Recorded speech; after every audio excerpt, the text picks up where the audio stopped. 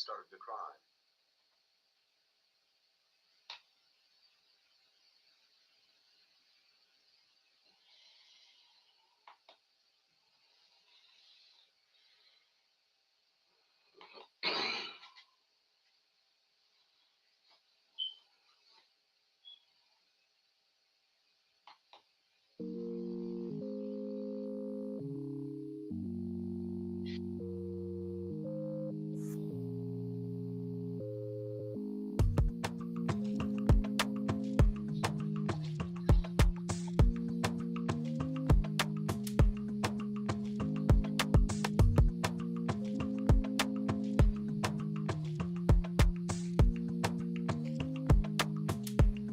Yeah. Me and my guys, we dey celebrate. See party poly make we elevate. See bad vibes, nothing tolerate. Wait, say we go kill am. See shy up in the circulate. Say give me, I'ma give me Kate. See bad vibes, we no tolerate. Wait, say we go kill am.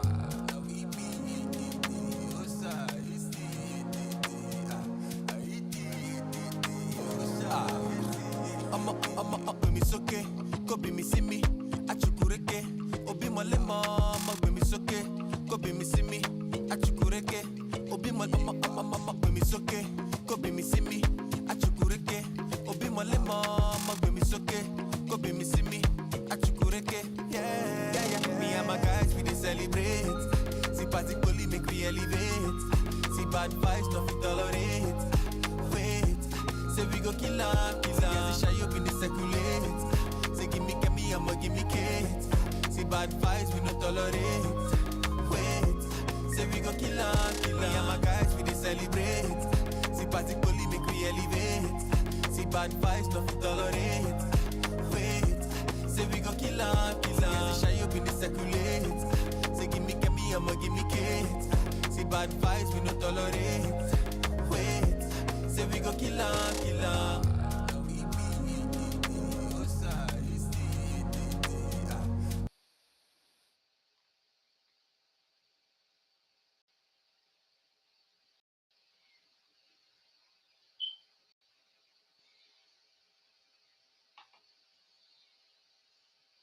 It's already too late, said Oberika sadly.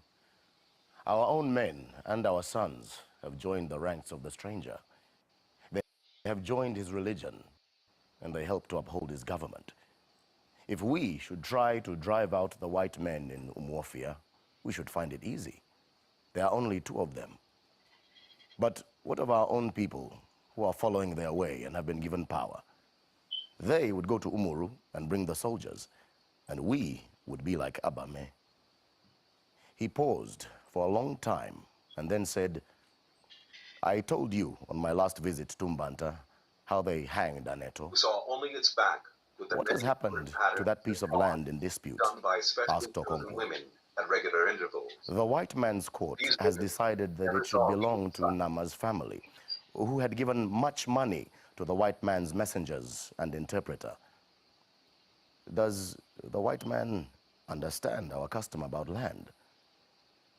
How can he, when he does not even speak our tongue? But he says that our customs are bad, and our own brothers who have taken up his religion also say that our customs are bad. How do you think we can fight when our own brothers have turned against us? The white man is very clever. He came peaceably and quietly with his religion. We were amused at his foolishness and allowed him to stay. Now he has won our brothers, and our clan can no longer act like one. He has put a knife on the things that held us together, and we have fallen apart.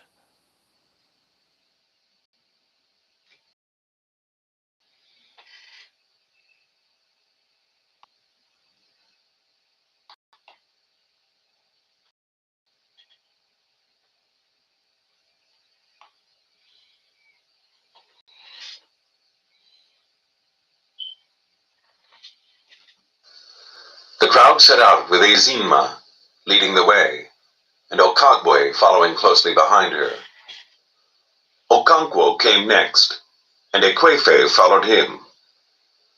When she came to the main road, Ezinma turned left, as if she was going to the stream. "But you said it was where they bury the children," asked the medicine man. "No," said Ezinma, whose feeling of importance was manifest in her sprightly walk. She sometimes broke into a run and stopped again suddenly. The crowd followed her silently. Women and children returning from the stream with pots of water on their heads wondered what was happening until they saw Okonkwo and guessed that it must be something to do with Ogbanje. They all knew Ekwefi and her daughter very well. When she got to the big udala tree, Ezinma turned left into the bush, and the crowd followed her. Because of her size, she made her way through trees and creepers more quickly than her followers. The bush was alive with the tread of feet on dry leaves and sticks, and the moving aside of tree branches. Ezinma went deeper and deeper, and the crowd went with her. Then she suddenly turned round and began to walk back to the road. Everybody stood to let her pass, and then filed after her. "If you bring us all this way for nothing, I shall beat sense into you," Okonkwo threatened. "I have told you to let her alone. I know how to deal with them," said Okonkwo. Ezinma led the way back to the road, looked left and right, and turned right, and so they arrived home again. "Where did you bury your Iyi Uwa?" asked Okonkwo, when Ezinma finally stopped outside her father's obi. Okonkwo's voice was unchanged. It was quiet and confident. "It is near that orange tree," Ezinma said. "And why did you not say so, you wicked daughter of a Kalagoli?" Uncle swore furiously. The medicine man ignored him.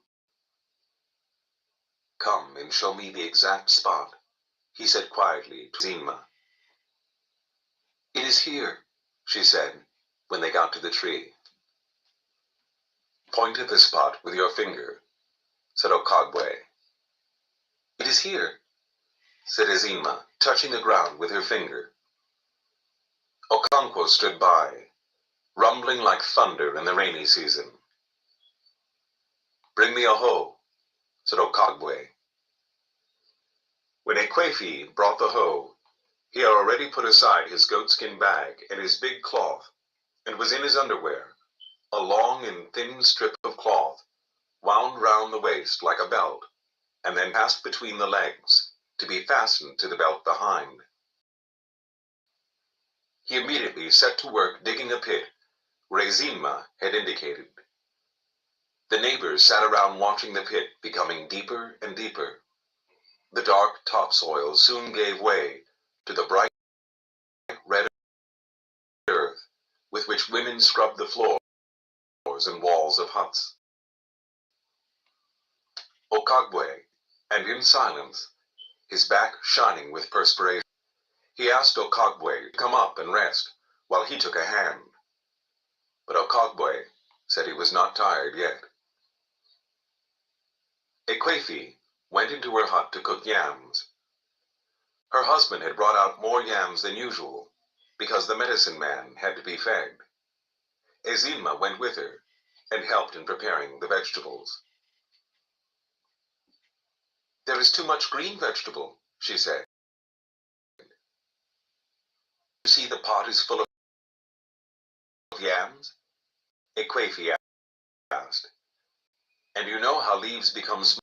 "Yes," said Ezinma. "That was why the snake lizard killed his mother."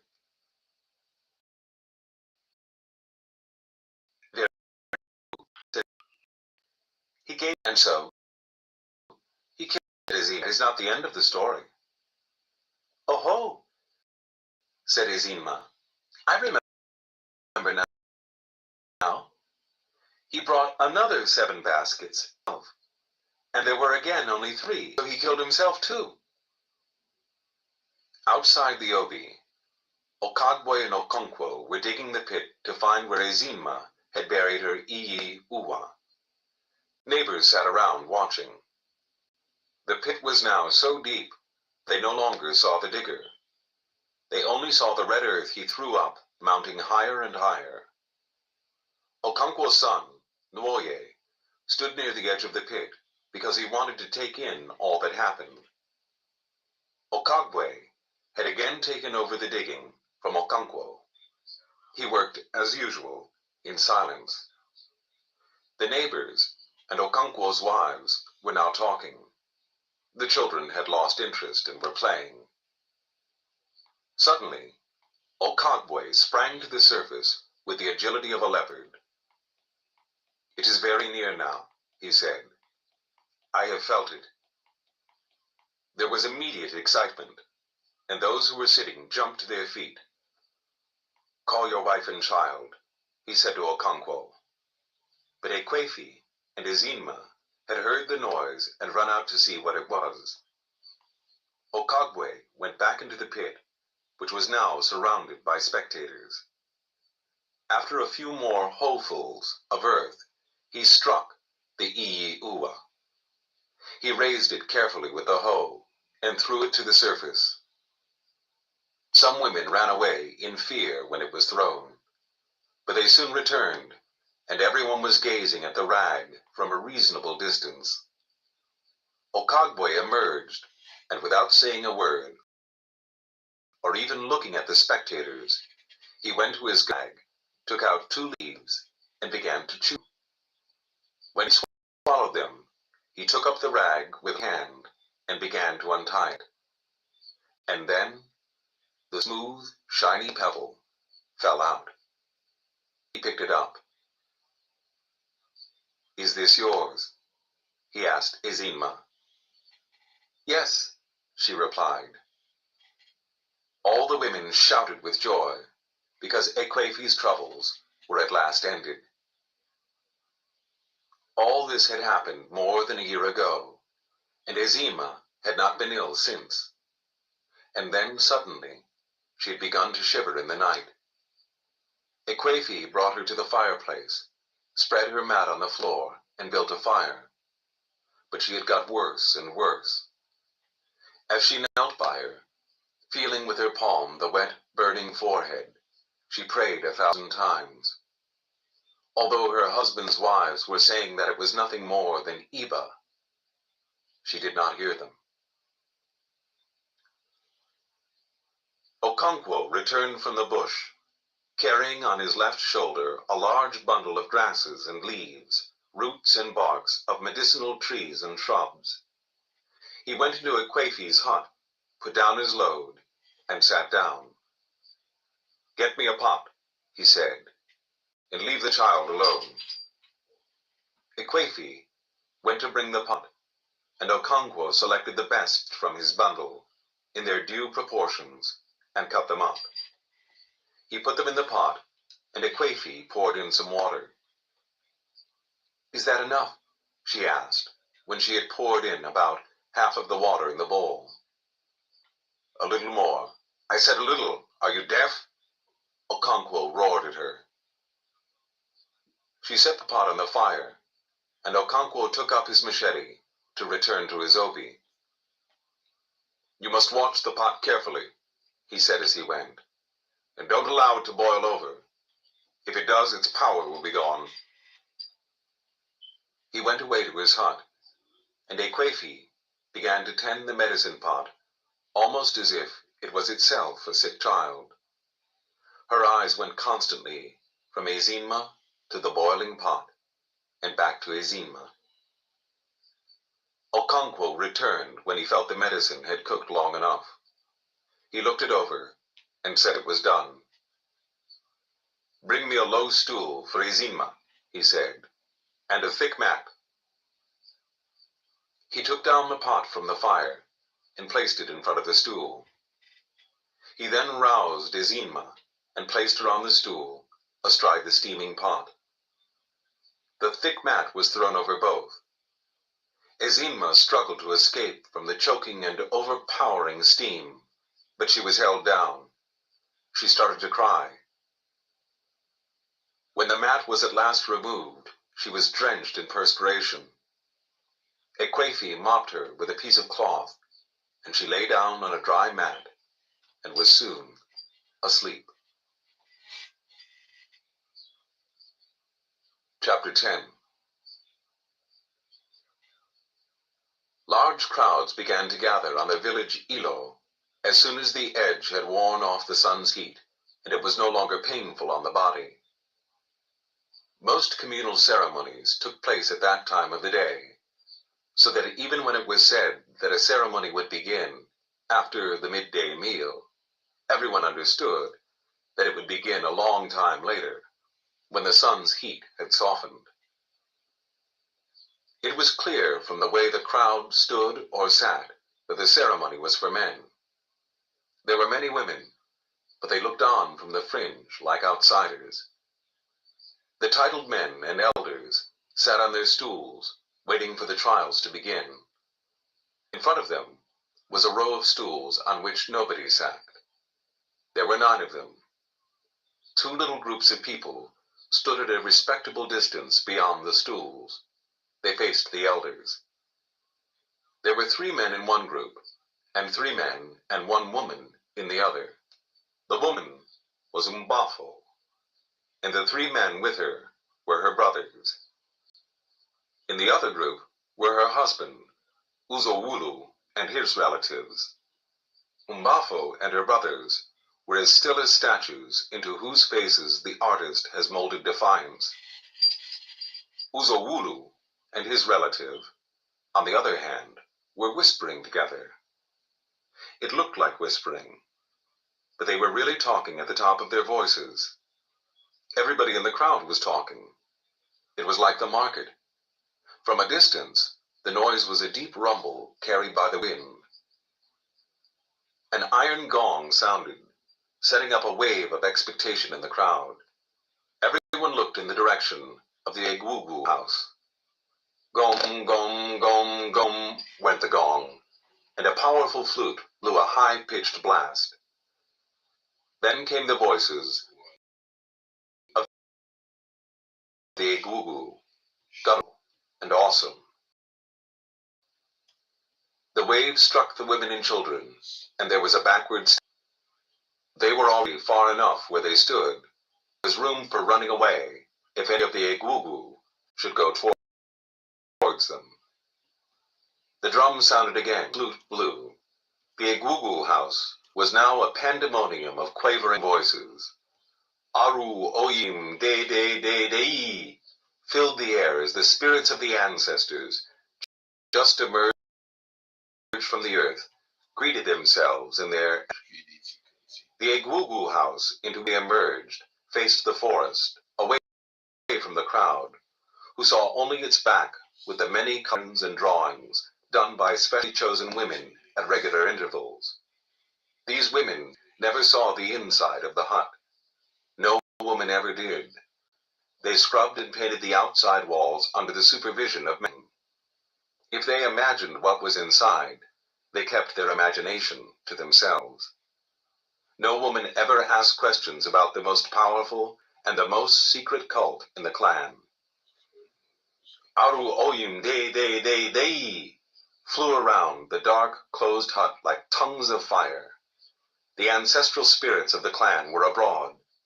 The metal gong beat continuously now, and the flute, shrill and powerful, floated on the chaos. And then the Egwugu appeared.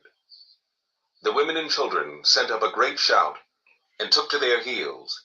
It was instinctive. A woman fled as soon as an Egwugu came in sight.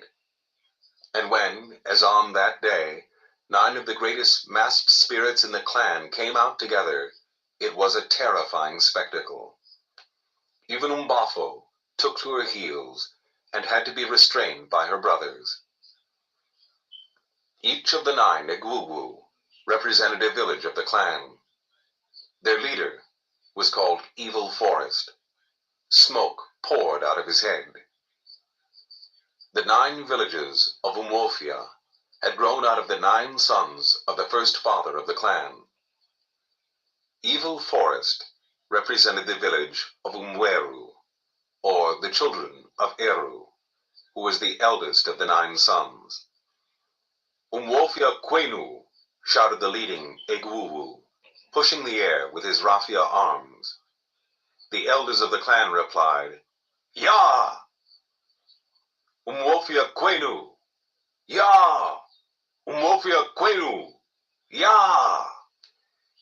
Evil Forest then thrust the pointed end of his rattling staff into the earth, and it began to shake and rattle, like something agitating with a metallic life. He took the first of the empty stools, and the 8 other Egwugu began to sit in order of seniority after him. Okonkwo's wives, and perhaps other women as well, might have noticed that the second Egwugu had the springy walk of Okonkwo. And they might also have noticed that Okonkwo was not among the titled men and elders who sat behind the row of Egwugu. But if they thought these things, they kept them within themselves. The Egwugu, with the springy walk, was one of the dead fathers of the clan. He looked terrible with his smoked raffia body, a huge wooden face painted white, except for the round, hollow eyes and the charred teeth that were as big as a man's fingers. On his head were 2 powerful horns. When all the Egwugu had sat down and the sound of the many tiny bells and rattles on their bodies had subsided, Evil Forest addressed the 2 groups of people facing them. Uzowulu's body, I salute you, he said. Spirits always addressed humans as bodies. Uzowulu bent down and touched the earth with his right hand as a sign of submission. Our father, my hand has touched the ground, he said. Uzowulu's body. Do you know me? Asked the spirit. How can I know you, father? You are beyond our knowledge. Evil Forest then turned to the other group and addressed the eldest of the 3 brothers. The body of Odukwe, I greet you, he said. And Odukwe bent down and touched the earth. The hearing then began. Uzowulu stepped forward and presented his case. That woman standing there is my wife, Mbafo. I married her with my money and my yams. I do not owe my in-laws anything. I owe them no yams. I owe them no cocoa yams. One morning, 3 of them came to my house, beat me up, and took my wife and children away. This happened in the rainy season. I have waited in vain for my wife to return. At last, I went to my in-laws and said to them, You have taken back your sister. I did not send her away. You yourselves took her. The law of the clan is that you should return her bride price. But my wife's brothers said they had nothing to tell me. So I have brought the matter to the fathers of the clan. My case is finished. I salute you. Your words are good, said the leader of the Gugu. Let us hear Odukwe. His words may also be good. Odukwe was short and thick-set. He stepped forward, saluted the spirits, and began his story. My in-law has told you that we went to his house, beat him up, and took our sister and her children away. All that is true. He told you that he came to take back her bride price, refused to give it him.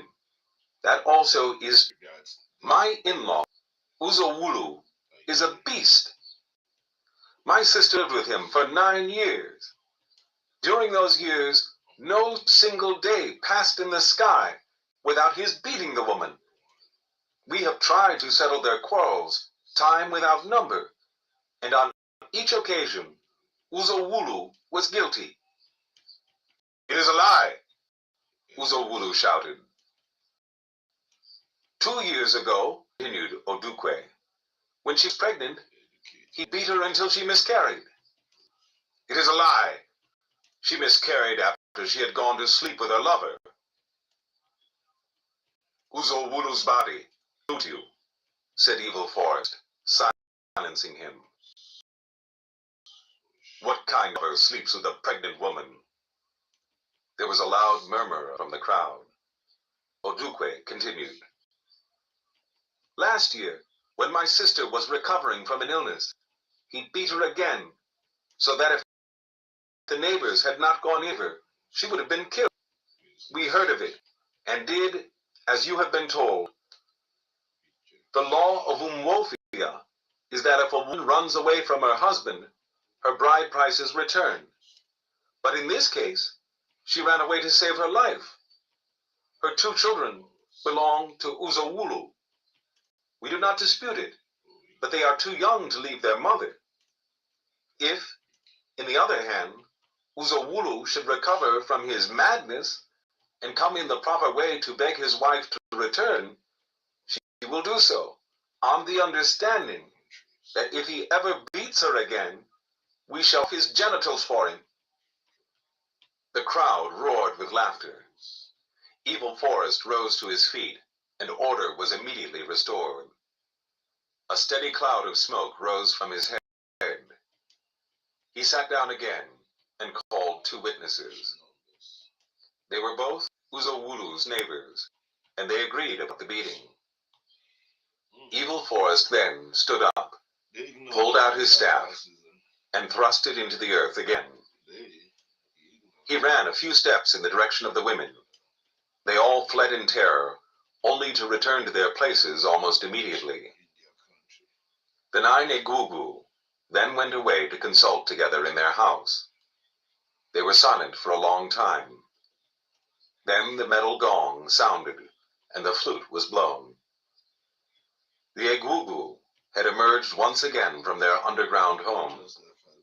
They saluted one another, and then reappeared on the Ilo. Umuofia Kwenu, roared Evil Forest, facing the elders and grandees of the clan. Ya! replied the thunderous crowd.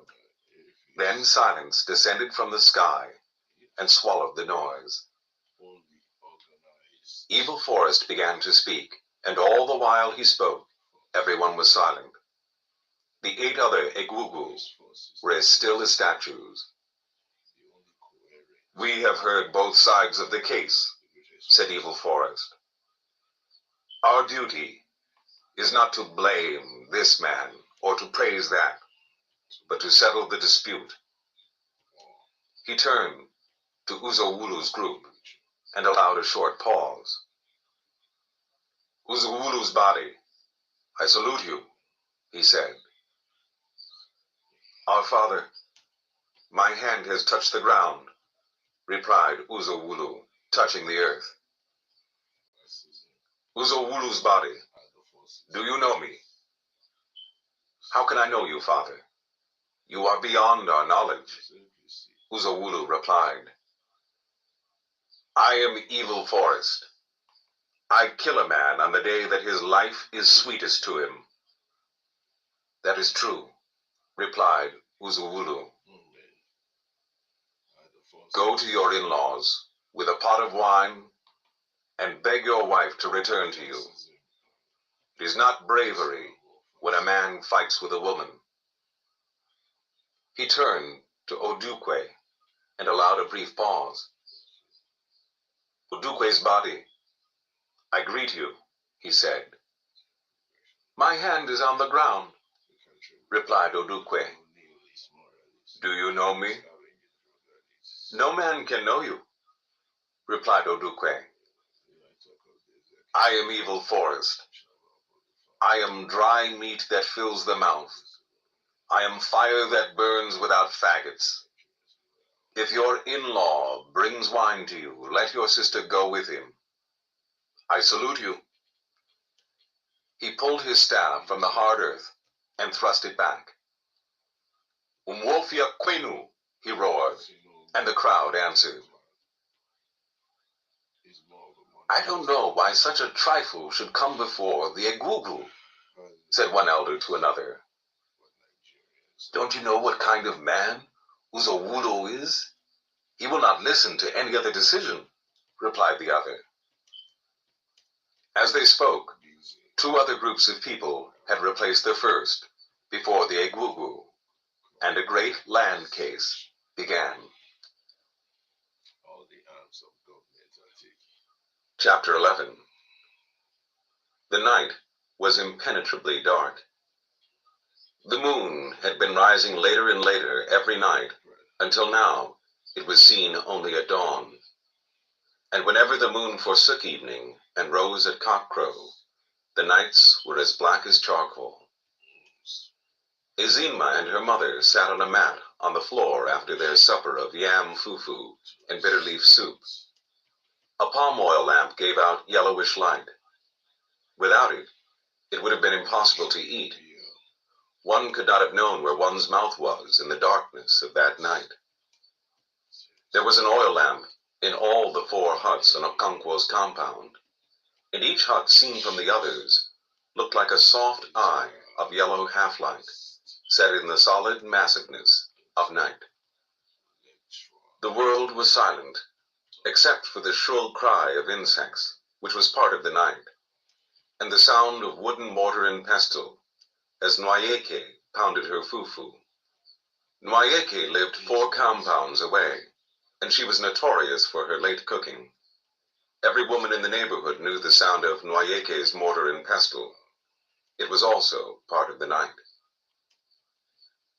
Okonkwo had eaten from his wife's dishes and was now reclining with his back against the wall. He searched his bag and brought out his snuff bottle. He turned it onto his left palm, but nothing came out. He hit the bottle against his knee to shake up the tobacco. That was always the trouble with Okeke's snuff. It very quickly went damp, and there was too much saltpeter in it. Okonkwo had not bought snuff from him for a long time. Idigo was the man who knew how to grind good snuff, but he had recently fallen ill. Low voices, broken now and again by singing, reached Okonkwo from his wives' huts, as each woman and her children told folk stories. Ikemefuna and her daughter, Izinma, sat on a mat on the floor. It was Ikemefina's turn to tell a story. Once upon a time, she began, all the birds were invited to a feast in the sky. They were very happy and began to prepare themselves for the great day. They painted their bodies with red cam wood and drew beautiful patterns on them with uli. Tortoise saw all these preparations and soon discovered what it all meant. Nothing that happened in the world of the animals ever escaped his notice. He was full of cunning. As soon as he heard of the great feast in the sky, his throat began to itch at the very thought. There was a famine in those days, and Tortoise had not eaten a good meal for 2 moons. His body rattled like a piece of dry stick in his empty shell. So he began to plan how he would go to the sky. But he had no wings, said Izinma. Be patient, replied her mother. That is the story. Tortoise had no wings, but he went to the birds and asked to be allowed to go with them. We know you too well, said the birds when they had heard him. You are full of cunning, and you are ungrateful. If we allow you to come with us, you will soon begin your mischief. You do not know me, said Tortoise. I am a changed man. I have learned that a man who makes trouble for others is also making it for himself. Tortoise had a sweet tongue, and within a short time all the birds agreed that he was a changed man, and they each gave him a feather, with which he made 2 wings. At last the great day came, and Tortoise was the first to arrive at the meeting place. When all the birds had gathered together, they set off in a body. Tortoise was very happy and voluble as he flew among the birds, and he was soon chosen as the man to speak for the party, because he was a great orator. "There is one important thing which we must not forget," he said as they flew on their way. "When people are invited to a great feast like this, they take new names for the occasion. Our hosts in the sky will expect us to honor this age-old custom." None of the birds had heard of this custom, but they knew that Tortoise, in spite of his failings in other directions, was a widely traveled man who knew the customs of different peoples, and so they each took a new name. When they had all taken, Tortoise also took one. He was to be called All of You. At last the party arrived in the sky, and their hosts were very happy to see them. Tortoise stood up in his many-colored plumage and thanked them for their invitation. His speech was so eloquent that all the birds were glad they had brought him, and nodded their heads in approval of all he said. Their hosts took him as king of the birds, especially as he looked somewhat different from the others. After kola nuts had been presented and eaten, the people of the sky set before their guests the most delectable dishes Tortoise had ever seen or dreamed of. The soup was brought out hot from the fire, and in the very pot in which it had been cooked. It was full of meat and fish. Tortoise began to sniff aloud. There was pounded yam, and also yam pottage, cooked with palm oil and fresh fish. There were also pots of palm wine. When everything had been set before the guests, one of the people of the sky came forward and tasted a little from each pot. He then invited the birds to eat, but Tortoise jumped to his feet and asked, "For whom have you prepared this feast?" "For all of you," replied the man. Tortoise turned to the birds and said, "You remember that my name is All of You. The custom here is to serve the spokesman first and the others later. They will serve you when I have eaten." He began to eat, and the birds grumbled angrily. The people of the sky thought it must be their custom to leave all the food for their king. And so Tortoise ate the best part of the food and then drank 2 pots of palm wine, so that he was full of food and drink, and his body filled out in his shell. The birds gathered round to eat what was left, and to peck at the bones he had thrown all about the floor. Some of them were too angry to eat. They chose to fly home on an empty stomach. But before they left, each took back the feather he had lent to Tortoise. And there he stood, in his hard shell full of food and wine, but without any wings to fly home. He asked the birds to take a message for his wife, but they all refused.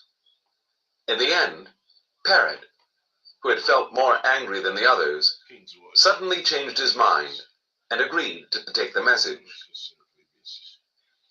"Tell my wife," said Tortoise, "to bring out all the soft things in my house and cover the compound with them, so that I can jump down from the sky without very great danger." Parrot promised to deliver the message and then flew away. But when he reached Tortoise's house, he told his wife to bring out all the hard things in the house. And so she brought out her husband's hoes, machetes, spears, guns, and even his cannon. Tortoise looked down from the sky and saw his wife bringing things out, but it was too far to see what they were. When all seemed ready, he let himself go. He fell and fell and fell, until he began to fear that he would never stop falling. And then, like the sound of his cannon, he crashed on the compound. "Did he die?" asked Azima. "No," replied Ikemefuna. "His shell broke into pieces, but there was a great medicine man in the neighborhood. Tortoise's wife sent for him, and he gathered all the bits of shell and stuck them together. That is why Tortoise's shell is not smooth. There is no song in the story, Ezima pointed out. No, said Ekwefi. I shall think of another one with a song. But it is your turn now. Once upon a time, Ezima began, Tortoise and Cat went to wrestle against yams. No, that is not the beginning. Once upon a time, there was a great famine in the land of animals. Everybody was lean, except Cat, who was fat, and whose body shone as if oil was rubbed on it.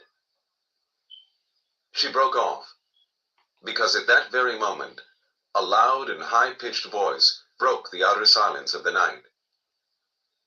It was Chielo, the priestess of Agbala, prophesying.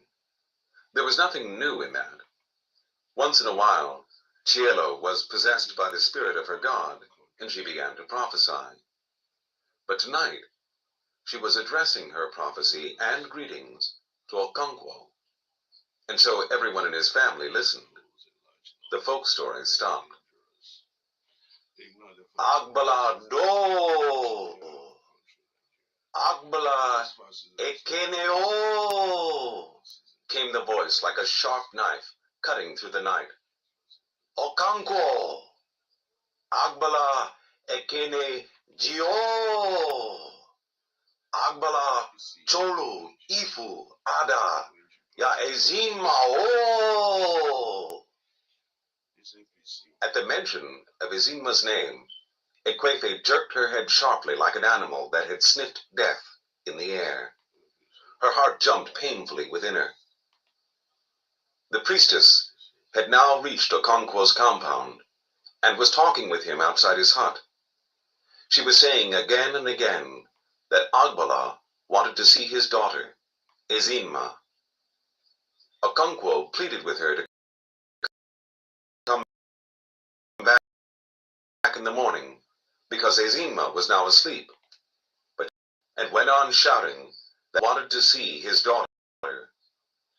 Her voice was as clear as metal, and Okonkwo's women and children heard from their huts all that she said. Okonkwo was still pleading that the girl had been ill of late and was asleep. Ekwefi quickly took her to their bedroom and placed her on their high bamboo bed. The priestess screamed. "Beware, Okonkwo," she warned. "Beware of exchanging words with Agbala. Does a man speak when a god speaks? Beware!" She walked through Okonkwo's hut into the circular compound and went straight toward Ekwefi's hut. Okonkwo came after her. "Ekwefi," she called. "Agbala greets you. Where is my daughter, Ezima? Agbala wants to see her." Ekwefi came out from her hut, carrying her oil lamp in her left hand. There was a light wind blowing, so she cupped her right hand to shelter the flame. Nwoye's mother, also carrying an oil lamp, emerged from her hut. The children stood in the darkness outside their hut watching the strange event. Okonkwo's youngest wife also came out and joined the others. "Where does Agbala want to see her?" Ekwefi asked. "Where else but in his house in the hills and the caves," replied the priestess. "I will come with you too," Ekwefi said firmly. "Tufia!" The priestess cursed, her voice cracking like the angry bark of thunder in the dry season. "How dare you, woman, to go before the mighty Agbala of your own accord? Beware, woman, lest he strike you in his anger. Bring me my daughter." Ekwefi went into her hut and came out again with Ezima. "Come, my daughter," said the priestess. "I shall carry you on my back. A baby on its mother's back does not know that the way is long." Ezima began to cry. She was used to Chielo, calling her my daughter. But it was a different Cielo she now saw in the yellow half-light. "Don't cry, my daughter," said the priestess, "lest Agbala be angry with you." "Don't cry," said Ekwefi. "She will bring you back very soon. I shall give you some fish to eat." She went into the hut again and brought down the smoke-black basket in which she kept her dried fish and other ingredients for cooking soup. She broke a piece in two and gave it to Ezinma, who clung to her. "Don't be afraid," said Ekwefi, stroking her head, which was shaved in places, leaving a regular pattern of hair. They went outside again. The priestess bent down on one knee, and Ezinma climbed on her back. Her left palm closed on her fish, and her eyes gleaming with tears. "Agbala do! Agbala ekeneo!" Cielo began once again to chant greetings to her god. She turned round sharply and walked through Okonkwo's hut, bending very low at the eaves. Ezinma was crying loudly now, calling on her mother. The two voices disappeared into the thick darkness. A strange and sudden weakness descended on Ekwefi as she stood gazing in the direction of the voices, like a hen whose only chick has been carried away by a kite. Ezinma's voice soon faded away, and only Cielo was heard moving farther and farther into the distance. "Why do you stand there, as though she had been kidnapped?" asked Okonkwo, as he went back to his hut. "She will bring her back soon," Nwoye's mother said. But Ekwefi did not hear these consolations. She stood for a while, and then all of a sudden made up her mind. She hurried through Okonkwo's hut and went outside. "Where are you going?" he asked. "Following Cielo," she replied, and appeared in the darkness. Okonkwo cleared his throat and brought out his snuff bottle from the goatskin bag by his side. The priestess's voice was already growing faint in the distance. Ekwefi hurried to the main footpath and turned left in the direction of the voice. Her eyes were useless to her in the darkness, but she picked her way easily on the sandy footpath, hedged on either side by branches and damp leaves.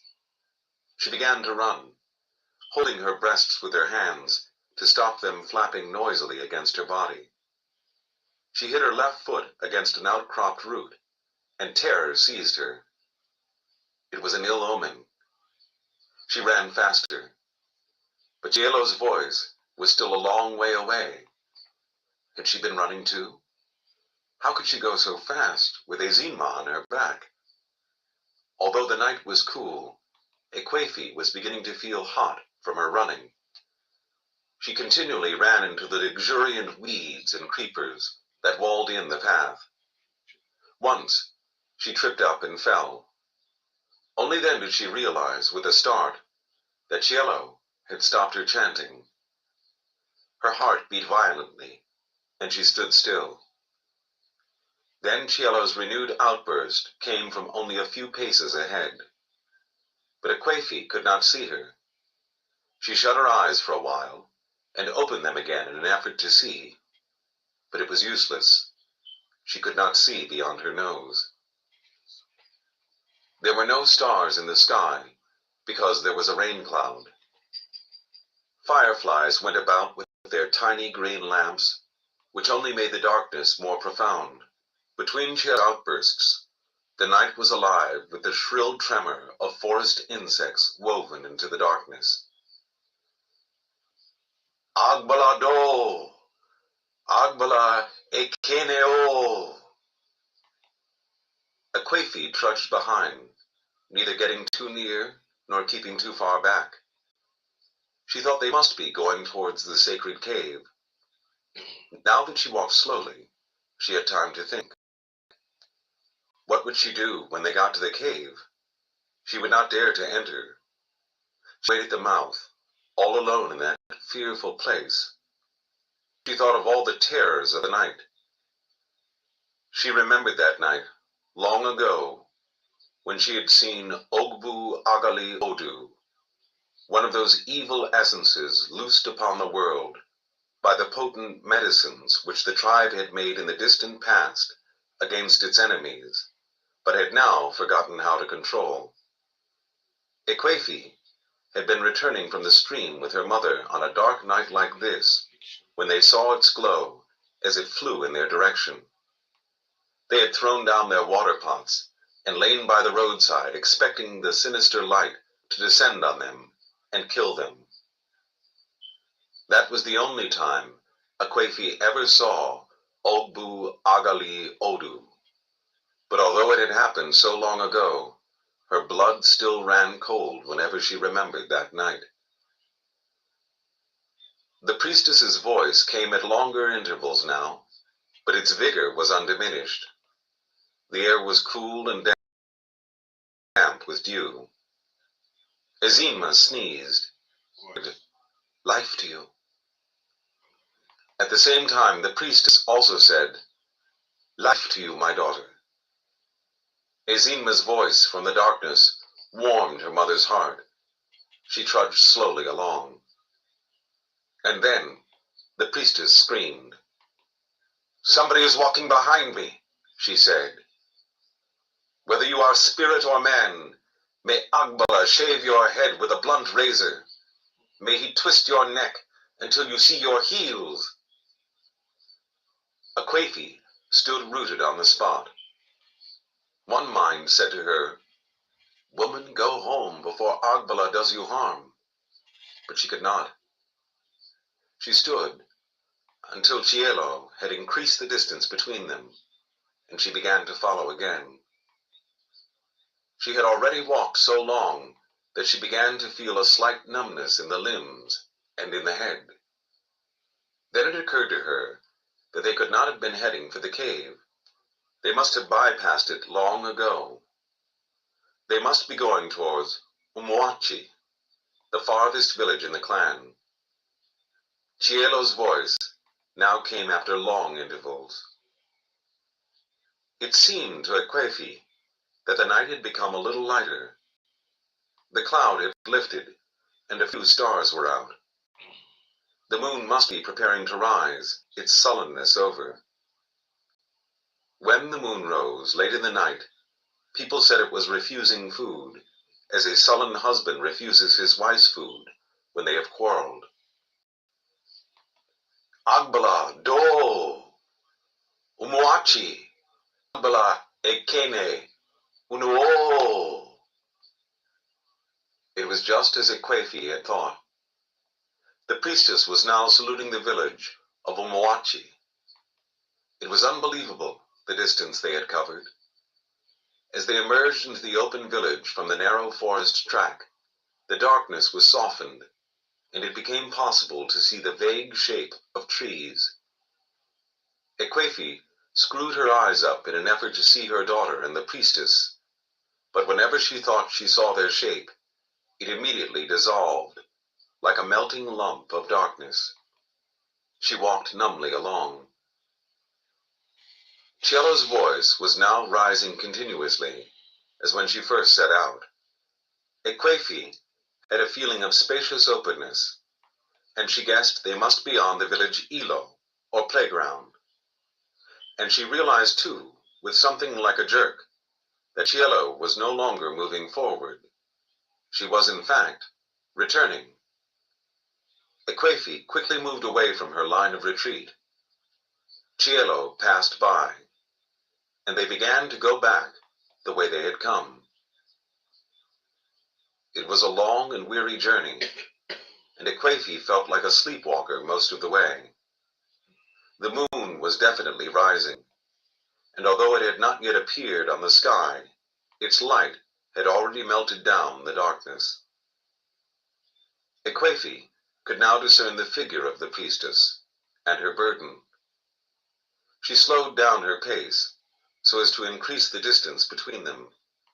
She was afraid of what might happen if Cielo suddenly turned round and saw her. She had prayed for the moon to rise,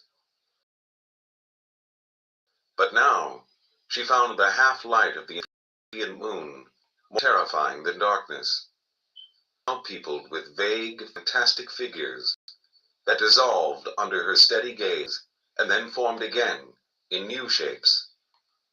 At one stage, Ekwefi was so afraid that she nearly called out to Cielo for companionship and human sympathy. What she had seen was the shape of a man climbing a palm tree, his head pointing to the earth and his legs skywards. But at that very moment, Cielo's voice rose again in her possessed chanting, and Ekwefi recoiled, because there was no humanity there. It was not the same Cielo who sat with her in the market and sometimes bought bean cakes for Ezinma, whom she called her daughter.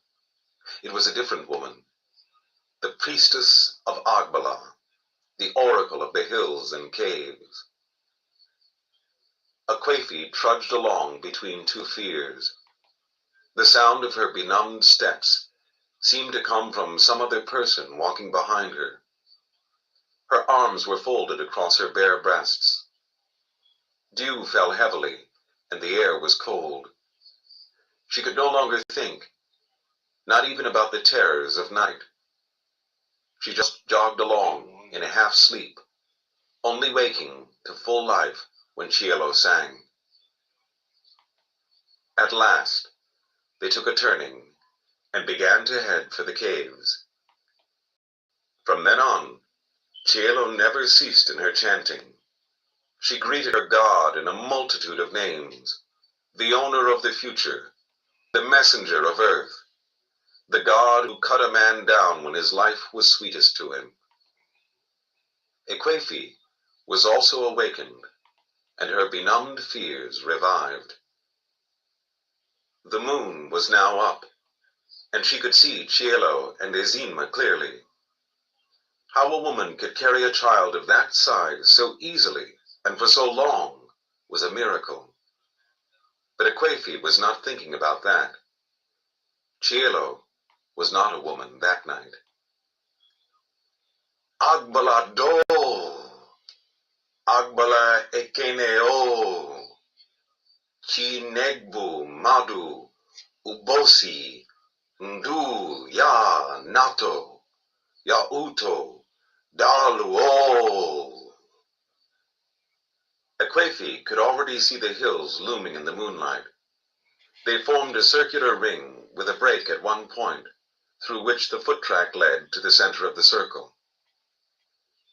As soon as the priestess stepped into this ring of hills, her voice was not only doubled in strength, but was thrown back on all sides. It was indeed the shrine of a great god. Ekwefi picked her way carefully and quietly. She was already beginning to doubt the wisdom of her coming.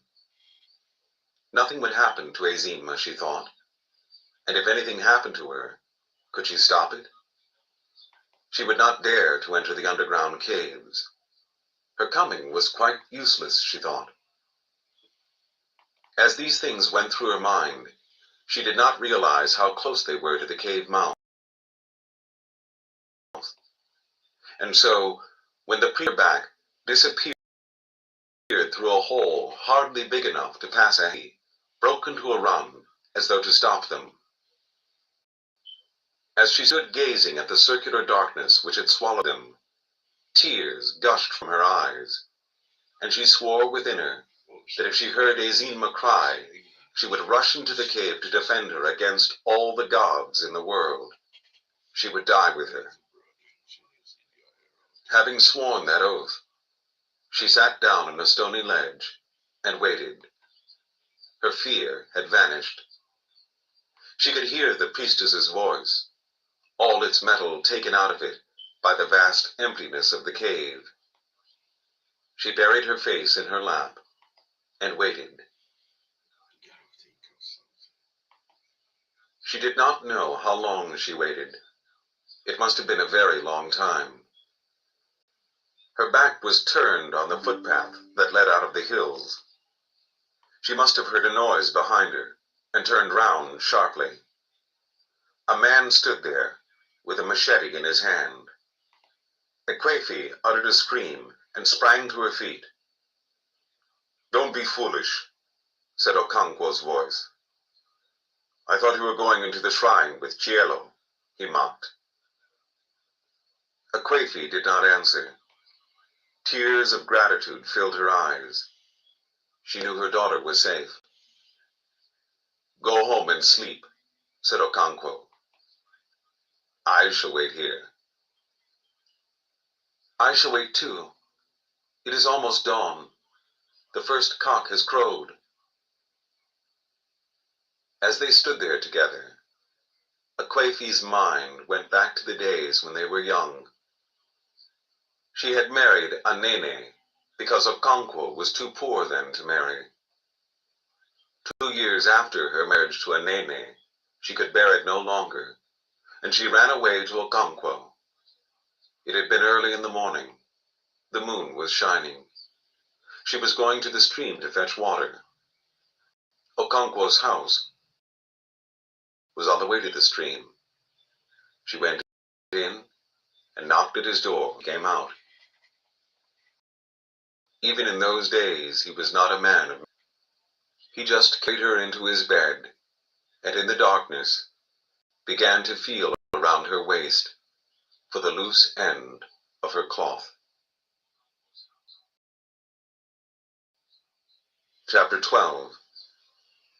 On the following morning, the entire neighborhood wore a festive air because Okonkwo's friend, Obierika, was celebrating his daughter's Uri. It was the day on which her suitor, having already paid the greater part of her bride price, would bring palm wine not only to her parents and immediate relatives, but a wide and extensive group of kinsmen called Umuna. Everybody had been invited, men, women, and children. But it was really a woman's ceremony, and the central figures were the bride. As soon as day broke, breakfast was hastily eaten, and women and children began to gather at Erica's compound to help the bride's mother in her difficult but happy task of cooking for a whole village. Okonkwo's family was astir like any other family in the neighborhood. Nwoye's mother and Okonkwo's youngest wife were ready to set out for Obiera with all their children. Nwoye's mother carried a basket of cocoa, a cake of salt, and smoked fish, which she would present to Obiera's wife. Ojiugo also had a basket of plantains and cocoa and a small pot of palm oil. The children carried pots of water. Ifi was tired and sleepy from the exhausting experiences of the previous night. It was not very long since they had returned. The priestess, with Ezinma sleeping on her back, had crawled out of the shrine on her belly like a snake. She had not as much as looked at Okonkwo and Ekwefi, or shown any surprise at finding them at the mouth of the cave. She looked straight ahead of her and walked back to the village. Okonkwo and his wife followed at a respectful distance. They thought the priestess might be going to her house, but she went to Okonkwo's compound, passed through his obi, and into Ekwefi's hut, and walked into her bedroom. She placed Ezinma carefully on the bed, and went away, without saying a word to anybody. Ezinma was still sleeping when everyone else was astir, and Ekwefi asked Nwoye's mother and Ojiugo to explain to Obiera's wife that she would be late. She had got ready her basket of cocoa yams and fish, but she must wait for Ezinma to wake. "You need some sleep yourself," said Nwoye's mother. "You look very tired." As they spoke, Ezinma emerged from the hut, rubbing her eyes and stretching her spare frame. She saw the other children with their water pots and remembered that they were going to fetch water for Obiaraka's wife. She went back to the hut and brought her pot. "Have you slept enough?" asked her mother. "Yes," she replied. "Let us go." "Not before you have had your breakfast," said Ekwefi, and she went into her hut to warm the vegetable soup she had cooked last night. "We shall be going," said Nwoye's mother. "I will tell Obiaraka's wife that you are coming later." And so they all went to help Obiaraka's wife, Nwoye's mother with her 4 children, and Ojiugo with her 2.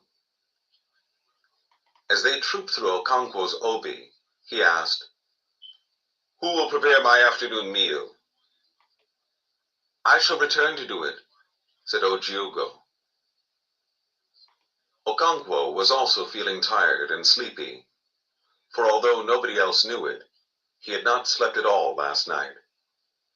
He had felt very anxious, but did not show it. When Ekwefi had followed the priestess, he had allowed what he regarded as a reasonable and manly interval to pass, and then gone with his machete to the shrine where he thought they must be. It was only when he had got there that it had occurred to him that the priestess might have chosen to go round the villages first. Okonkwo had returned home and sat waiting. When he thought he had waited long enough, he again returned to the shrine. But the hills and caves were as silent as death. It was only on his 4th trip that he had found Ekwefi, and by then he had become gravely worried. Obiaraka's compound was as busy as an anthill. Temporary cooking tripods were erected on every available space by bringing together 3 blocks of dried earth and making a fire in their midst. Cooking pots went up and down the tripod, and fufu was pounded in 100 wooden mortars. Some of the women cooked the yams and the cassava, and others prepared vegetable soup. Young men pounded the fufu or split firewood. The children made endless trips to the stream. 3 young men helped Obiaraka to slaughter the 2 goats with which the soup was made. They were very fat goats, but the fattest of all was tethered to a peg near the wall of the compound. It was as big as a small cow. Obiaraka had sent one of his relatives all the way to Nwoye to buy that goat. It was the one he would present alive to his in-laws. "The market of Nwoye is a wonderful place," said the young man who had been sent by Obiaraka to buy the giant goat. "There are so many people on it that if you threw up a grain of sand, it would not find a way to fall to earth again." "It is the result of a great medicine," said Obiaraka. "The people of Nwoye wanted their market to grow and swallow up the markets of their neighbors, so they made a powerful medicine. Every market day, before the first cock crow, this medicine stands on the market ground in the shape of an old woman with a fan. With this magic fan, she beckons to the market all the neighboring clans. She beckons in front of her and behind her, to her right and to her left," said another man. "Honest men and thieves. They can steal your cloth from off your waist in that market." "Yes," said Obiaraka. "I warned Nwonkwo to keep a sharp eye and a sharp ear. There was once a man who went to sell a goat. He led it on a thick rope, which he tied round his wrist. But as he walked through the market, he realized that people were pointing at him, as they do to a madman. He could not understand it, until he looked back and saw that what he led at the end of the tether was not a goat, but a heavy log of wood." "Do you think a thief can do that kind of thing single-handed?" asked Nwonkwo. "No," said Obiaraka. "They use medicine." When they had cut the goats' throats and collected the blood in a bowl, they held them over an open fire to burn off the hair, and the smell of burning hair blended with the smell of cooking. Then they washed them and cut them up for the women who prepared the soup. All this anthill activity was going smoothly when a sudden interruption came. It was a cry in the distance. Oji odu achu ijijio! The one that uses its tail to drive flies away. Every woman immediately abandoned whatever she was doing and rushed out in the direction of the cry. We cannot all rush out like that, leaving what we are cooking to burn in the fire, shouted Cielo, the priestess. 3 or 4 of us should stay behind. It is true, said another woman. We will allow 3 or 4 women to stay behind. 5 women stayed behind to look after the cooking pots, and all the rest rushed away to see the cow that had been let loose. When they saw it, they drove it back to its owner, who at once paid the heavy fine which the village imposed on anyone whose cow was let loose on his neighbor's crops. When the women had exacted the penalty, they checked among themselves to see if any woman had failed to come out when the cry had been raised. Where is Mukbogo? Asked one of them. She is ill in bed, said Mukbogo's next-door neighbor. She is Iba. The only other person is Udenkwo, said another woman, and her child is not 28 days yet. Those women whom Obieraka's wife had not asked to homes, and the rest back in a body to Obieraka's compound. Whose cow was it? Asked the women who had been allowed to stay behind. It was my husband's, said Ezelagbo. One of the young children had opened the gate of the cowshed. Early in the afternoon, the first 2 pots of palm wine arrived from Obieraka's in-laws. They were duly presented to the women, who drank a cup or 2 each to help them in their cooking. Some of it also went to the bride and her attendant maidens, who were putting the last delicate touches of razor to her coiffure and camwood on her smooth skin. When the heat of the sun began to soften, Obieraka's son, Maduka, took a long broom and swept the ground in front of his father's obi. And as if they had been waiting for that, Obieraka's relatives and friends began to arrive, every man with his goatskin bag hung on one shoulder and a rolled goatskin mat under his arm. Some of them were accompanied by their sons bearing carved wooden stools. Okonkwo was one of them. They sat in a half circle and began to talk of many things. It would not be long before the suitors came. Okonkwo brought out his snuff bottle and offered it to Ogbuefi Ezenwa, who sat next to him. Ezenwa took it, tapped it on his kneecap, rubbed his left palm on his body to dry it before tipping a little snuff into it. His actions were deliberate, and he spoke as he performed them. I hope our in-laws will bring many pots of wine. Although they come from a village that is known for being close-fisted, they ought to know that a Kweke is the bride for a king. They dare not bring fewer than 30 pots, said Okonkwo. I shall tell them my mind if they do. At that moment, Obieraka's son, Maduka, led out the giant goat from the inner compound for his father's relatives to see. They all admired it and said that that was the way things should be done. The goat was then led back to the inner compound. Very soon after, the in-laws began to arrive. Young men and boys in single file, each carrying a pot of wine, came first. Obieraka's relatives counted the pots as they came. 20, 25. There was a long break, and the hosts looked at each other as if to say, I told you. Then more pots came. 30, 35, 40, 45. The hosts nodded in approval and seemed to say, "Now they are behaving like men." Altogether, there were 50 pots of wine. After the pot bearers came Ibe, the suitor, and the elders of his family. They sat in a half moon, thus completing a circle with their hosts. The pots of wine stood in their midst. Then the bride, her mother, and a half-dozen other women and girls emerged from the inner compound and went round the circle, shaking hands with all.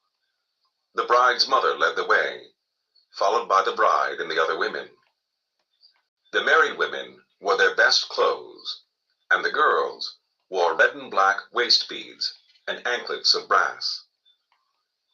When the women retired, Obierica presented kola nuts to his in-laws. His eldest brother broke the first one. "Life to all of us," he said as he broke it, "and let there be friendship between your family and ours." The crowd answered, "Hey, hey, hey! We are giving you our daughter today. She will be a good wife to you. She will bear you 9 sons, like the mother of our town." Hey, hey, hey! The oldest man in the camp of the visitors replied, "It will be good for you, and it will be good for us." Hey, hey, hey, hey! One of you. Hey, hey, hey! And this will not be the last, because you understand us, and we understand you. You are a great family. Hey, hey, hey! Prosperous men and great warriors. He looked in the direction of Okonkwo. "Your daughter will bear us sons like you." Hey, hey, hey! The cola was eaten, and the drinking of palm wine began. Groups of 4 or 5 men sat round with a pot in their midst. As the evening wore on, food was presented to the guests. There were huge bowls of fufu and steaming pots of soup. There were also pots of yam pottage. It was a great feast. As night fell, burning torches were set on wooden tripods, and the young men raised a song. The elders sat in a big circle,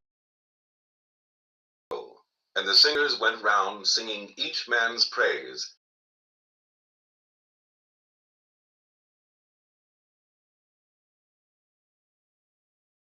For him, they had something for every man. Some farmers, some were orators who spoke for the clan. Okonkwo was the greatest wrestler and warrior alive. The circle, they settled down in the center, and girls came from the inner to dance. At first, but when she finally appeared, holding a cock in her right hand, a loud cheer ran the crowd. All the other danced made way for her, presented the cock to the musicians, and began to dance. Low light, clay, and metal instruments went from song to song, and they were all gay. They sang the latest song in the village. If I hold her hand, she's much. But when I hold her waist beads, the night was already far spent. Chose to go, taking a ride home to spend 7 market weeks with her family. They sang songs as they went, and out to prominent men like Okonkwo, the equivalent of 2 cocks to them.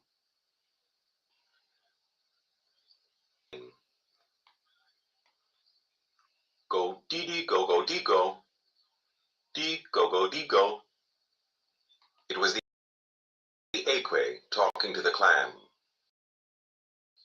One of the things every man language of the hollowed-out wooden instrument.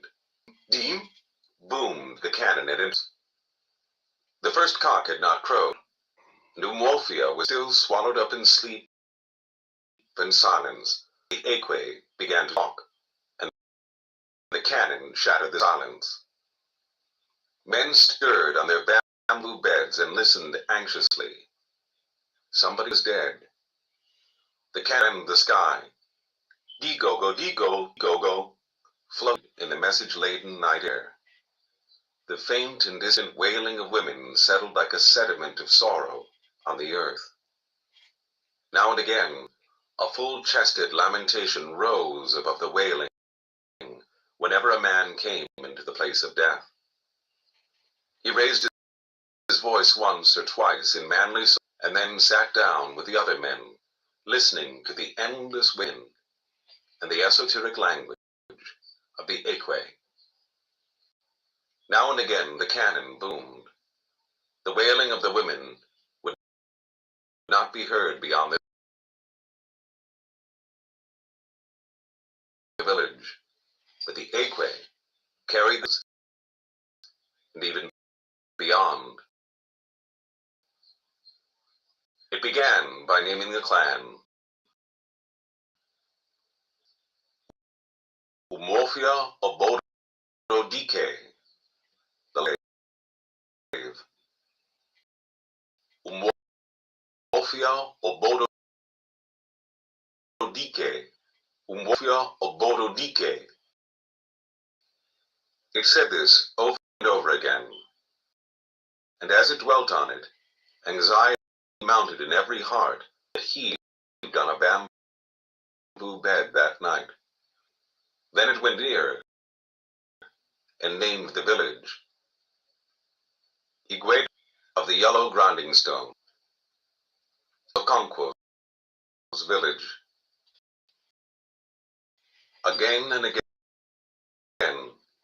Igwedo was then waited breathlessly for the 9 villages. At last, the man was named, and the people sighed. Ezeudu is dead. A cold shiver ran down as he remembered the last time the old man had visited him. That boy called father, he had said, bear no hand in his death.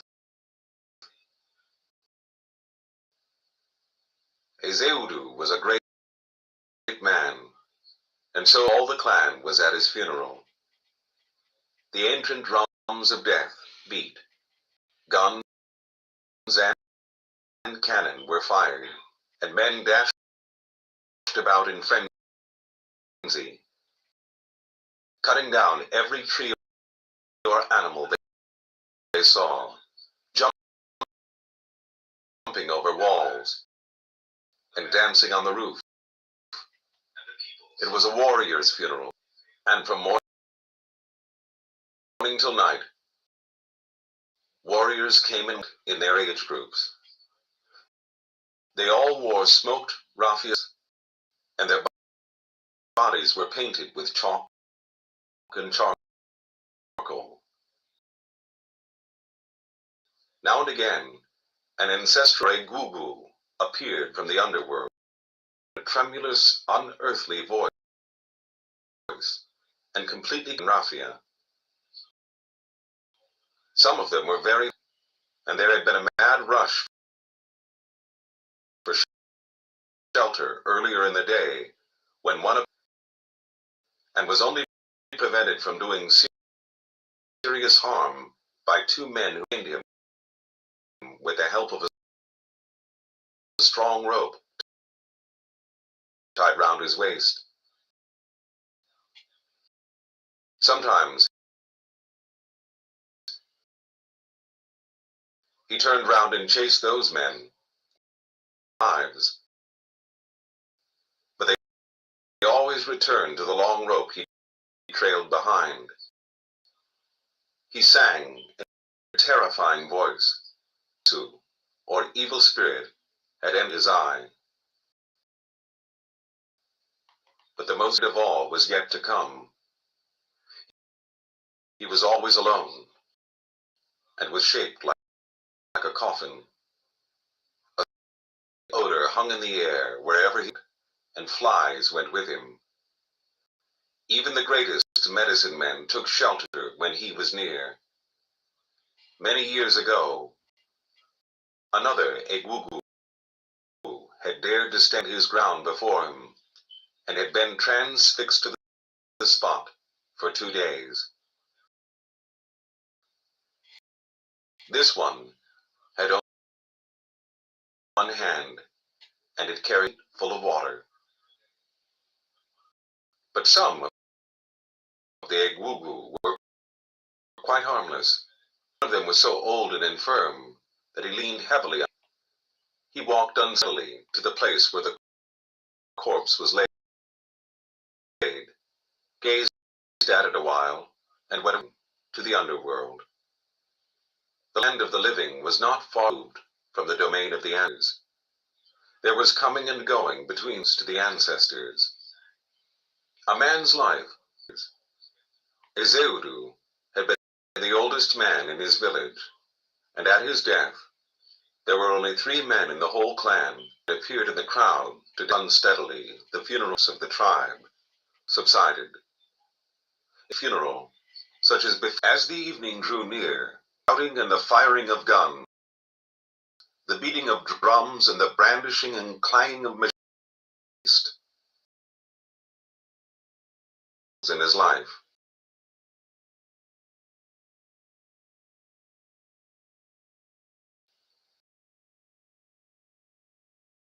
It was a rare achievement.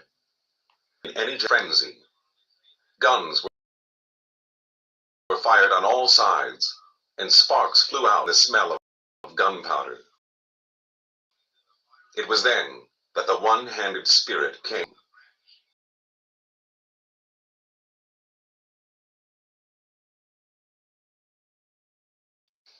He danced a few steps to the funeral drums, and then went to see the corpse. Ezeudu, he called in his guttural voice. If you had been poor in your last life, I would have asked you to be rich when you come again. You're rich. If you had been a coward, I asked you to bring courage, but you were a fearless warrior. If you had died young, I would have asked you to get life, but you lived long. So I shall ask you to come again the way you came before. If your death was the death of nature, go in peace. But if a man caused it, do not allow him a moment's rest. He danced a few more steps and went away. The drums and the dancing began again and reached fever heat. Darkness was around the corner, and the burial was near. Guns fired the last salute, and the cannon rent the sky. And then from the center of the delirious fury came a cry of agony and shouts of horror. It was as if a spell had been cast. All was silent. In the center of the crowd, a boy lay in a pool of blood. It was the dead man's 16-year-old son, who with his brothers and half-brothers had been dancing the traditional farewell to their father. Okonkwo's gun had exploded, and a piece of iron had pierced the boy's heart. The confusion that followed was without parallel in the tradition of Umuofia. Violent deaths were frequent, but nothing like this had ever happened.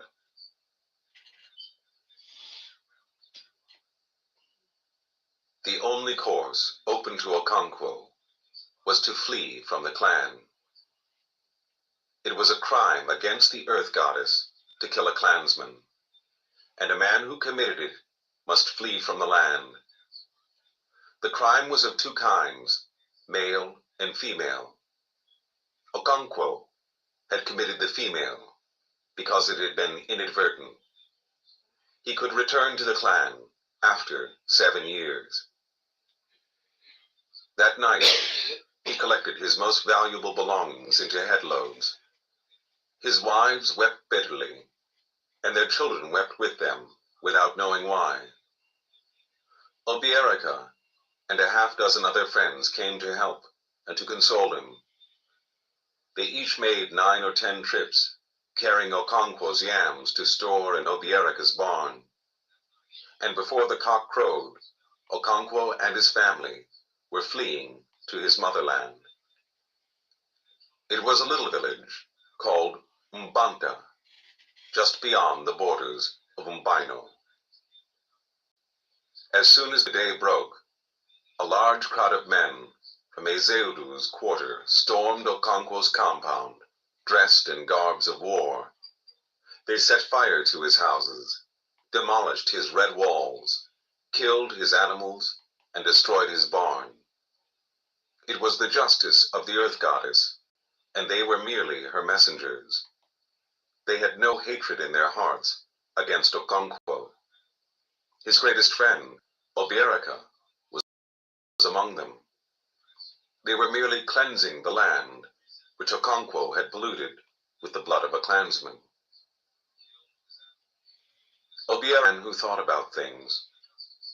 When the will of the goddess had been done, he sat down in his obi and mourned his friend's calamity. Should a man suffer so grievously for an offense he had committed inadvertently? But although he thought for a long time, no answer. He was merely led into greater complexities. He remembered his wife's twin children, whom he had thrown away. What crime had they committed? The earth had decreed that they were an offense on the land and must be destroyed. And if the clan did not exact punishment for an offense against the great goddess, her wrath was loosed on all the land and not just on the offender. As the elders said, if one finger brought oil, it soiled the others.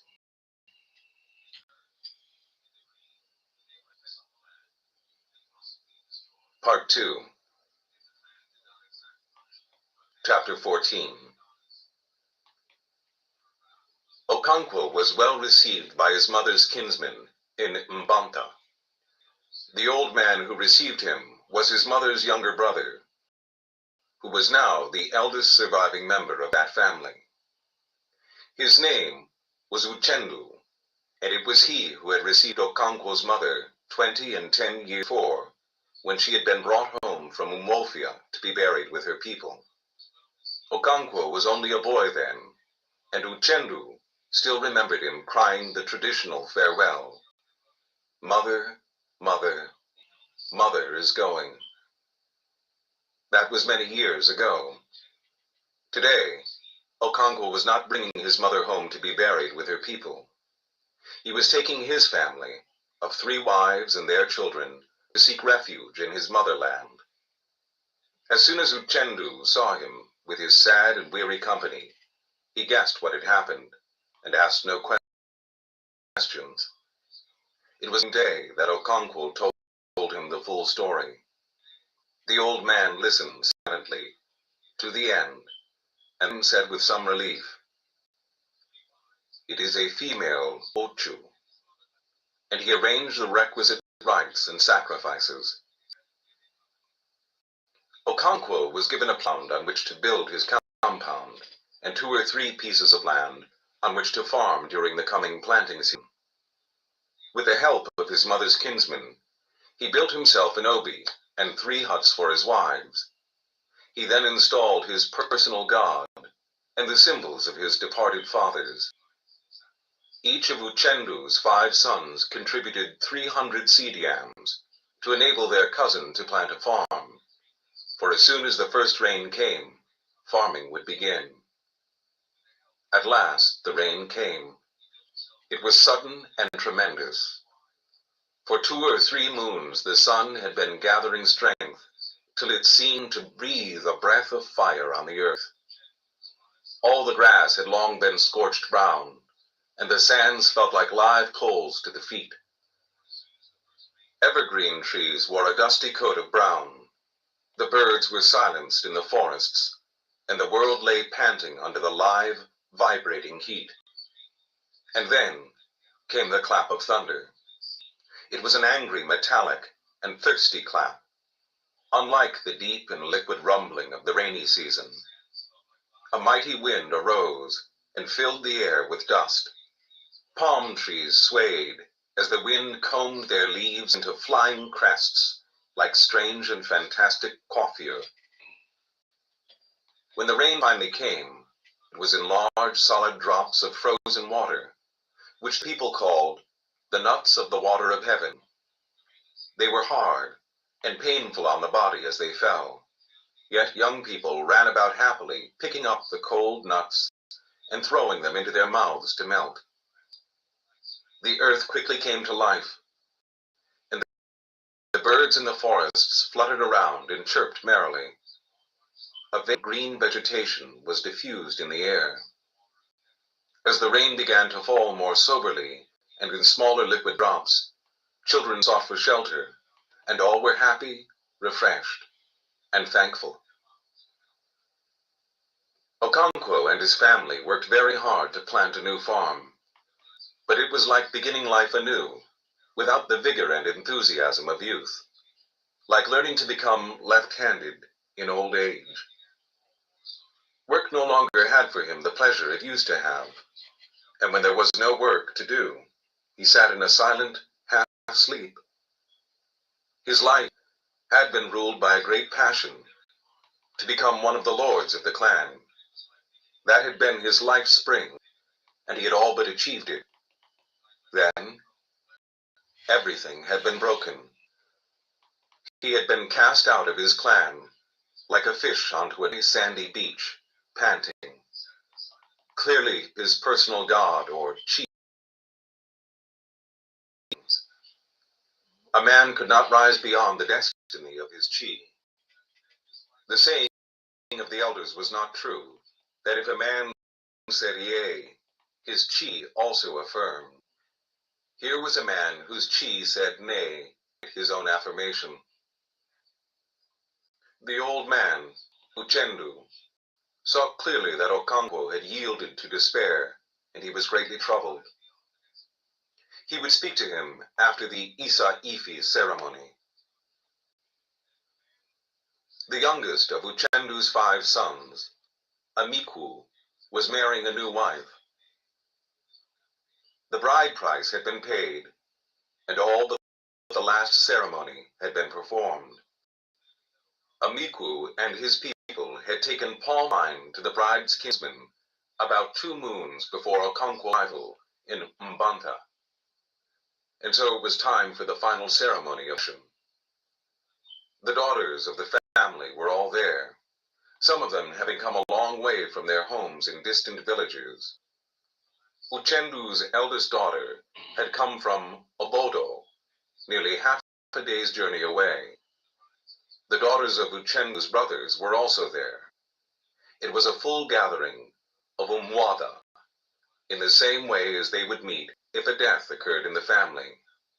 There were 22 of them. They sat in a big circle on the ground, and the bride sat in the center, with a hen in her right hand. Uchendu sat by her, holding the ancestral staff of the family. All the other men stood outside the circle, watching. Their wives watched also. It was evening, and the sun was setting. Uchendu's eldest daughter, Njide, asked the questions. Remember that if you do not answer truthfully, you will suffer or even die at childbirth. She began. How many men have lain with you since my brother first expressed the desire to marry you? None, she answered simply. Answer truthfully, urged the other women. None? Asked Njide. None, she answered. Swear on this staff of my father's, said Uchendu, I swear, said the bride. Uchendu took the hen from her, slit its throat with a sharp knife, and allowed some of the blood to fall in his ancestral staff. From that day, Amikwu took the young bride to his hut, and she became his wife. The daughter did not return to their homes immediately, but spent 2 or 3 days with their kinsmen. On the second day, Uchendu called together his sons and daughters and his nephew, Okonkwo.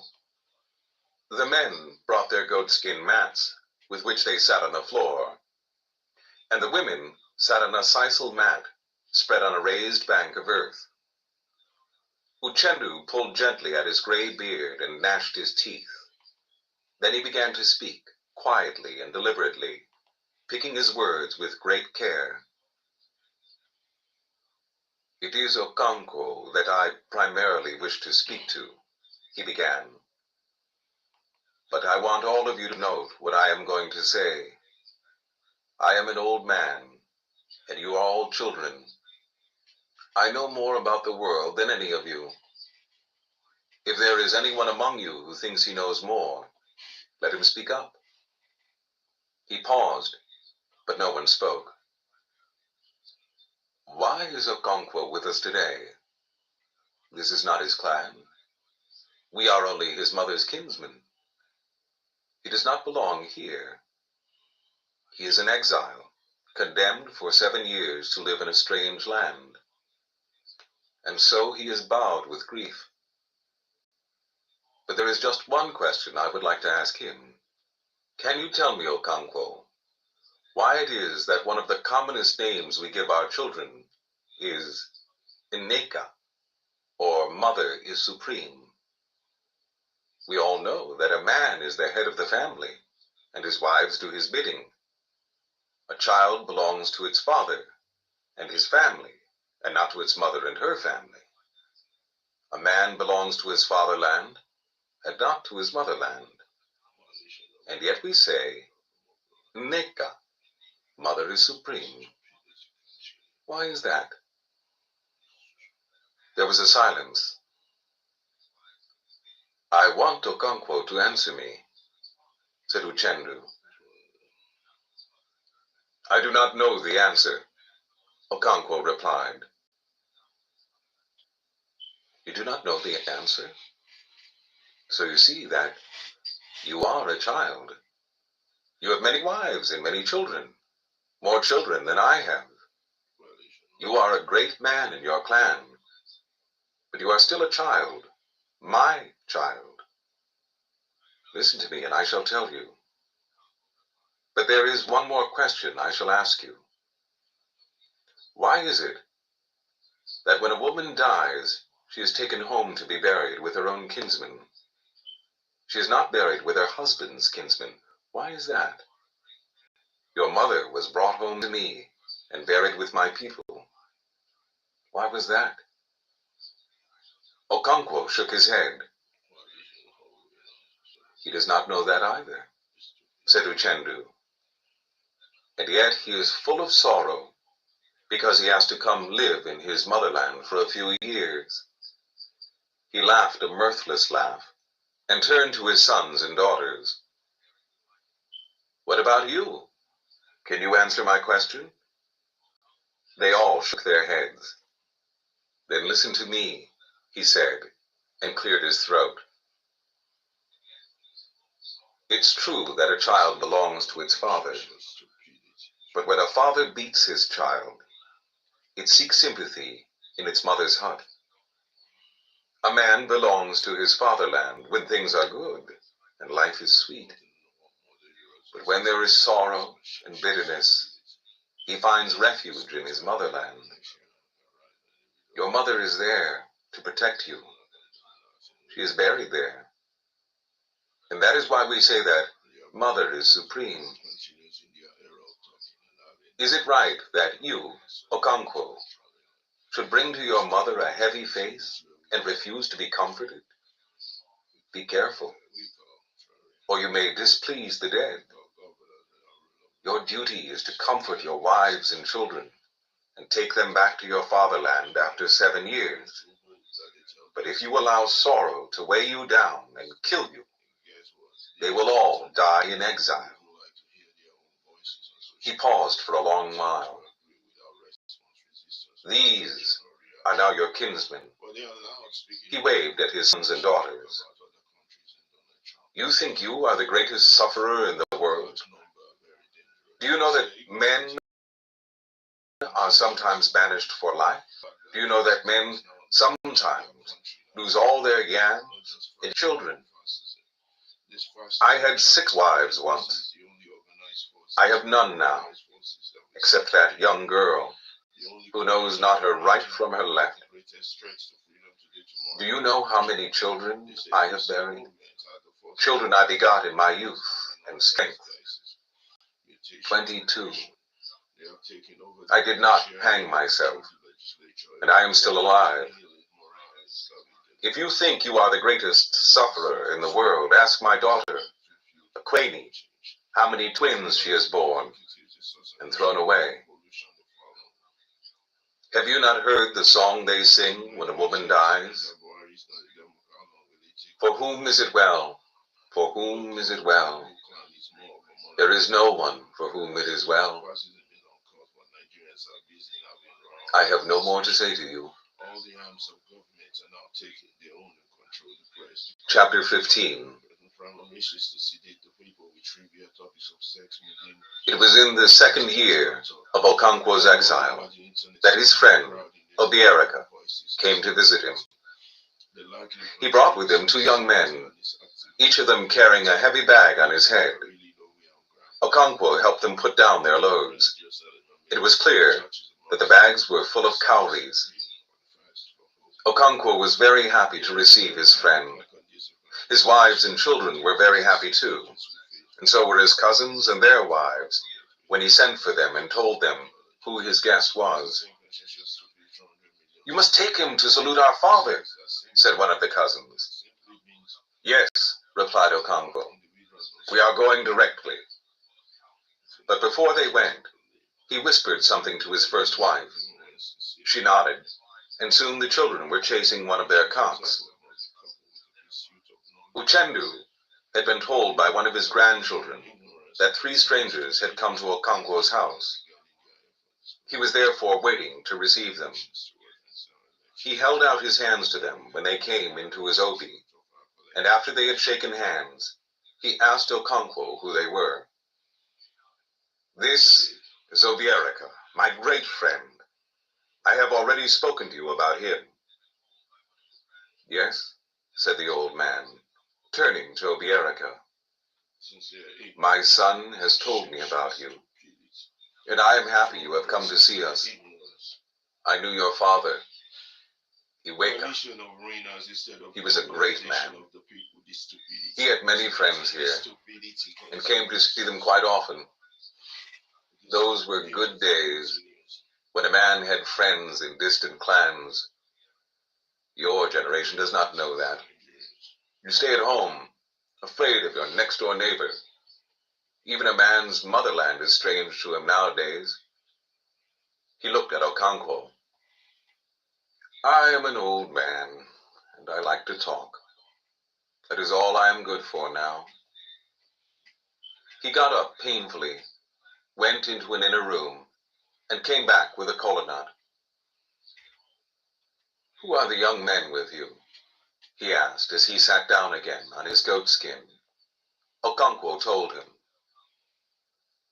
"Ah," he said, "welcome, my sons."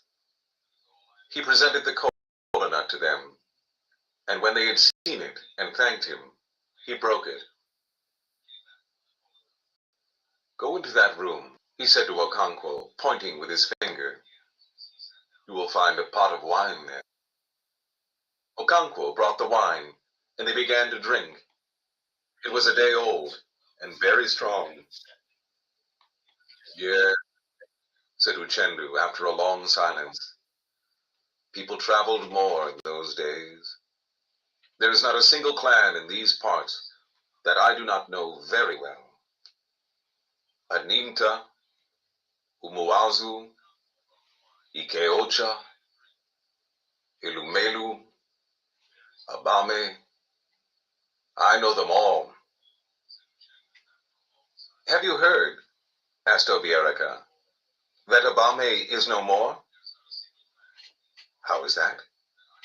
Asked Uchendu and Okonkwo together. Abame has been wiped out, said Obiaraka. It is a strange and terrible story. If I had not seen the few survivors with my own eyes and heard their story with my own ears, I would not have believed. Was it not on an Eke day that they fled into Umuofia? He asked his two companions, and they nodded their heads. 3 moons ago, said Obiaraka, on an Eke market day, a little band of fugitives came into our town. Most of them were sons of our land, whose mothers had been buried with us. But there were some, too, who came because they had friends in our town, and others who could think of nowhere else open to escape. And so they fled into Umuofia with a woeful story. He drank his palm wine, and Okonkwo filled his horn again. He continued, during the last planting season, a white man had appeared in their clan. An albino, suggested Okonkwo. He was not an albino. He was quite different. He sipped his wine. And he was riding an iron horse. The first people who saw him ran away, but he stood beckoning to them. In the end, the fearless ones went near and even touched him. The elders consulted their oracle, and it told them that the strange man would break their clan and spread destruction among them. Obiaraka again drank a little of his wine. And so they killed the white man and tied his iron horse to their sacred tree, because it looked as if it would run away to call the man's friends. I forgot to tell you another thing, which the oracle said. It said that other white men were on their way. They were locusts, it said. And that first man was their harbinger, sent to explore the terrain. And so they killed him. What did the white man say before they killed him? Asked Uchendu. He said nothing, answered one of Obiaraka's companions. He said something, only they did not understand him, said Obiaraka. He seemed to speak through his nose. One of the men told me, said Obiaraka's other companion, that he repeated over and over again a word that resembled Umbino. Perhaps he'd been going to Umbino and had lost his way. Anyway, resumed Obiaraka, they killed him and tied up his iron horse. This was before the planting season began. For a long time nothing happened. The rains had come and yams had been sown. The iron horse was still tied to the sacred silk cotton tree. And then one morning, 3 white men, led by a band of ordinary men like us, came to the clan. They saw the iron horse and went away again. Most of the men and women of Abame had gone to their farms. Only a few of them saw these white men and their followers. For many market weeks, nothing else happened. They have a big market in Abame on every other Afo day, and for 2